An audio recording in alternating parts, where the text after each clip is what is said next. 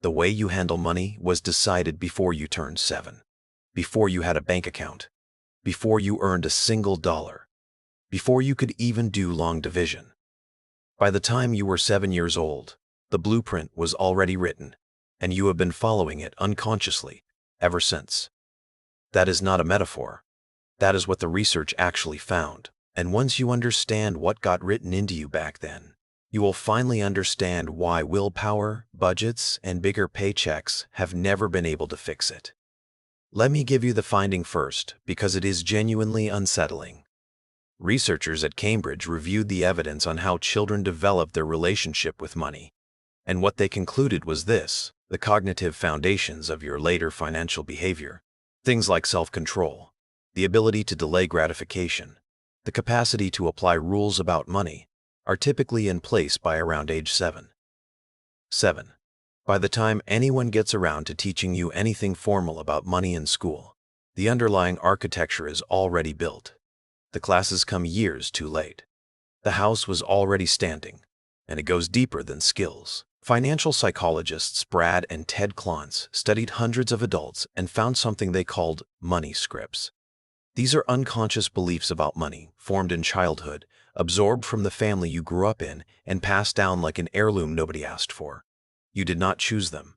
You cannot see them. And they are quietly driving your financial decisions right now, today, as an adult, in ways that feel like your own choices but were installed decades ago. Picture it like a house you inherited. You did not build the house you live in financially. You inherited it fully furnished from people who built it for a completely different climate. The load-bearing walls, your deepest beliefs about what money is and what it means, were put in place before you ever arrived, and you have spent your entire adult life living inside it, bumping into the same walls over and over, assuming that is just how houses are. It never occurs to you that the rooms were laid out by someone facing a different storm in a different decade with different fears. That layout served them. It may be crushing you. And here is what nobody tells you. You are not a tenant. You own this house. You are allowed to renovate. So what is actually written on your walls?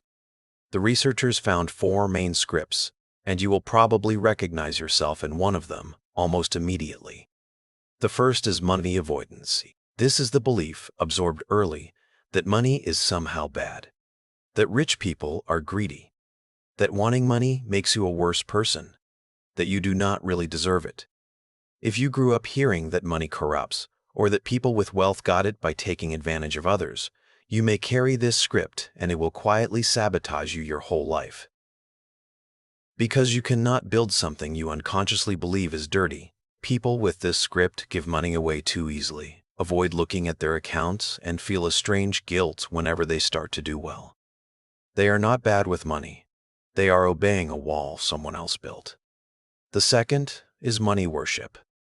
This is the belief that money is the answer, that more of it will fix everything, that there is never quite enough, and that just a little more would finally make things okay. If you grew up in a household where money was the thing that was always missing, where you watched it solve or fail to solve every crisis, you may have absorbed this, and it drives the endless chase we have talked about before, the raise that never satisfies, the number that keeps moving. This script never lets you arrive, because the wall it built says arrival is always a little further ahead. The third is money status. This is the belief that your worth as a person equals your net worth, that what you own is what you are. If you grew up where money meant respect, or where a lack of it meant humiliation, you may carry this one. And it is expensive because it drives you to look successful rather than be secure. This is the script behind the front garden and the empty orchard, behind buying things for an audience that is not watching. The wall says, if you do not display it, you are nothing. And the fourth is money vigilance. This is the belief that you should always save, never spend, never talk about money, always be on guard. This one is actually the healthiest of the 4, and people with it tend to do better financially. But taken too far, it curdles into exactly what we covered last time: the fear of spending, the person who builds security and can never live inside it. The wall says, never let your guard down, and so they never do. not even when they are safe. Now here is the part that should stop you cold. Of those 4 scripts, 3 of them, avoidance, worship, and status, are actually correlated with worse financial outcomes, lower income, lower net worth. Not because those people are lazy or stupid, but because they are running a program written by someone else, in someone else's crisis, and that program is quietly steering their decisions away from wealth. They are living in a house whose walls are in the wrong place, and no amount of effort inside those walls will fix the floor plan. And this is why willpower keeps failing you. This is why every budget you have ever made eventually collapsed, and why every raise got absorbed, and why you can know exactly what you should do with money and be completely unable to do it. You have been trying to redecorate a house whose load-bearing walls are in the wrong place. You put up new curtains, a budgeting app, a savings goal, a new resolution, and the walls just stand there, unmoved, and eventually you bump into them again and conclude that you are simply bad with money. You are never bad with money. You are obeying a blueprint you never read. There is one more piece of the research that hits close to home.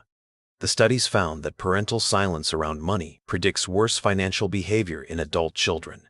Think about that. Not what your parents taught you, what they refused to talk about. More than half of adults say money was a sensitive, tense, or forbidden topic in their household growing up. And that silence taught you something anyway. It taught you that money is shameful or dangerous or too frightening to look at directly. Nobody sat you down and said it. You absorbed it from the tension at the table, the arguments behind the door, the way the subject was changed. Silence is not the absence of a lesson. It is a lesson. There is one more thing the researchers found, and it explains something that has baffled a lot of people about themselves. They call it your financial comfort zone. The idea is that the socioeconomic level you feel comfortable at gets set in childhood, and your mind treats it almost like a thermostat. Rise too far above the level you grew up in, and something in you gets uneasy. Not consciously. You will not think, I am uncomfortable being wealthier than my parents. You will just find yourself making strange decisions. Spending money you meant to keep. Sabotaging the opportunity. Feeling like a fraud. Somehow ending up back around the level that feels like home and calling it bad luck. This is why some people can climb again and again and always seem to slide back to roughly the same place. It looks like a money problem. It is actually a thermostat problem, and the thermostat was set by a house you left decades ago. Once you can see that, it stops being a mystery, and it stops being shameful. You are not failing. You are drifting back toward a temperature that was set for you in a room you no longer live in, and you are absolutely allowed to change the setting. So how do you actually find your script, since by definition you cannot see it? Start with the strongest evidence there is, your own reactions. Notice the next time you have a money reaction that you cannot logically justify, the purchase that fills you with guilt even though you could easily afford it. The bargain you chase for hours to save a few dollars you do not need. The strange discomfort you feel when you start doing better than you expected. The panic that hits over an amount that objectively does not matter. Each of those reactions is you bumping into a wall, and behind every one of them is a belief that was installed long before you had any say in it. Then ask where it came from. Go back to your earliest memory of money. Most people have one, and it is usually emotionally loaded. The moment you learned there was not enough, the argument you overheard, the look on a parent's face, the thing you wanted and could not have, and the way it was explained to you. That memory is not just a memory. It is very often the moment a wall went up. And here is the freeing part. When you can trace a belief back to a specific room, a specific decade, a specific frightened adult doing their best with what they had, you can finally see it for what it is. Not a truth about money, just an inherited response to somebody else's storm. Which brings us to the reframe, and it is the whole reason this matters. Every money problem we have talked about, the lifestyle creep, the fear of spending, the chasing of income, the undefined enough, all of it sits on top of a script that was written before you were old enough to question it. Which means the most powerful money move you can make is not financial at all. It is not a budget, or an investment, or a raise. It is excavation. Find the script, name where it came from, See clearly that it belonged to someone else's, not yours. And then, consciously, deliberately, choose a different one. Because the walls only look permanent. They are not. Your parents' fear of poverty may have been completely rational in their world and may be completely wrong in yours. The belief that money corrupts may have protected someone once and be strangling you now. The story that there is never enough may have been true in that house and be false in this one. You are allowed to look at each wall and ask, honestly, does this belong in the house I actually live in? And if it does not, you are allowed to take it down. And rewriting a script is not one dramatic moment of insight. It is quieter than that and more practical. You take the belief you found and you write down the sentence it whispers. Something like, there will never be enough. Or, wanting money makes me greedy. Or, if I stop watching every dollar, disaster comes. Get it in actual words, because a belief you can read is a belief you can argue with, and one you leave unspoken just keeps running in the dark. Then you ask two honest questions of it. Was this ever true? And is it true in my life today? Usually the answer is that it was true once for someone, in a situation that is not yours. Then you replace it, deliberately, with a sentence you actually choose. And then, and this is the part that matters most, you take one small action that contradicts the old wall. If your script says you do not deserve money, you accept something without apologizing for it. If it says never spend, you spend something small and deliberate on your own life. If it says never talk about it, you have one honest conversation about money with someone you trust.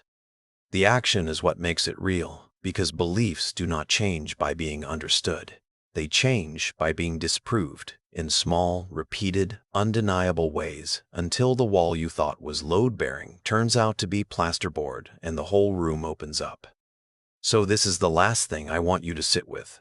You did not choose your script. That was never your fault, and it was probably not your parents' fault either. Because they were running scripts they inherited too, passed down through generations of people doing the best they could inside their own frightened houses. Nobody wrote it maliciously. It was just handed down. But you are the first one who gets to see it. You are standing in a house you inherited, and you finally have the blueprint in your hands. What you do with it now is genuinely, completely up to you. The pattern was learned, which means it can be rewired. Find the wall you keep bumping into, trace it back to the room it came from, and understand that the person who built it is not the person who has to live in it anymore. You are allowed to renovate.